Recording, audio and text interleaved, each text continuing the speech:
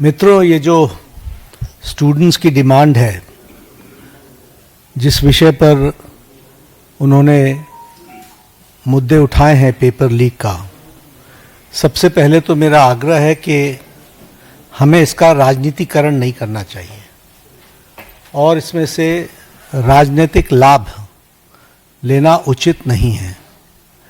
यह एक गहन समस्या है और इस समस्या का गहनता के साथ चर्चा होने की आवश्यकता रहती है। मैं यहाँ यह भी कहना चाहता हूँ कि आज शाम को 4 बजे भारत की संसद में विपक्ष के नेता श्रीमान राहुल गांधी जी ने एक प्रस्तुतिकरण दिया और उस प्रस्तुतिकरण में उन्होंने लगभग 150 पेपर लीक के बारे में उन्होंने चर्चा की।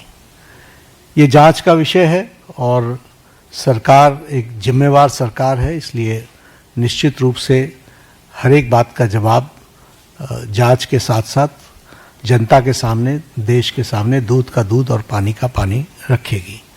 लेकिन मैं ये ज़रूर कहना चाहता हूँ कि जो सरसरी तौर पर मुझे ध्यान में आया है, जो मैंने पेन डाउन किया है, वो आपके साथ मैं ज़रूर चर्चा करूँगा।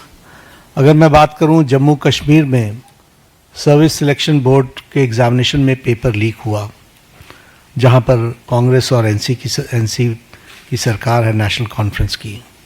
उसी तरीके से Himachal Pradesh school examination board में उसमें पेपर लीक हुआ, जहाँ कांग्रेस की सरकार है।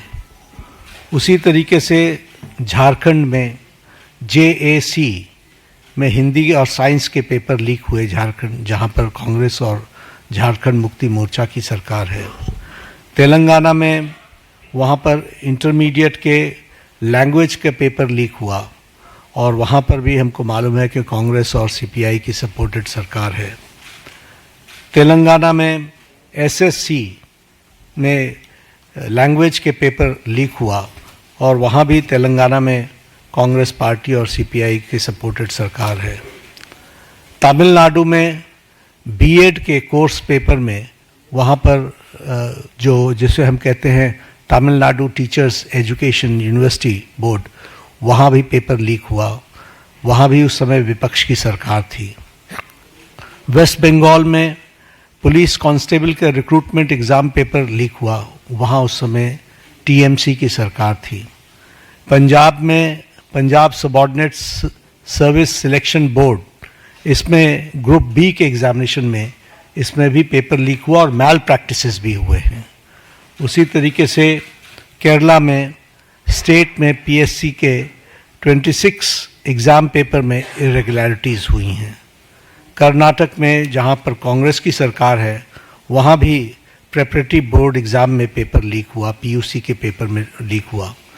तो इस तरीके से मेरे को तो ये कुछ नाम मैंने लिए हैं अभी।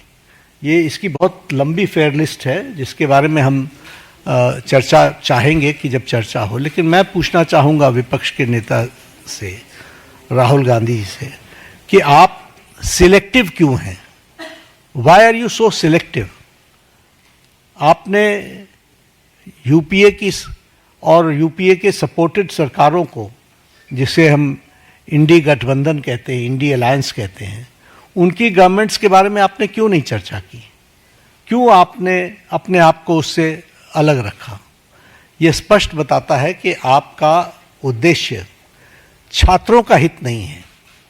आपका उद्देश्य एजुकेशन में बढ़ोतरी हो, एजुकेशन की क्वालिटी में बढ़ोतरी हो, स्टूडेंट्स को जस्टिस मिले, इसमें आपका इंटरेस्ट नहीं है।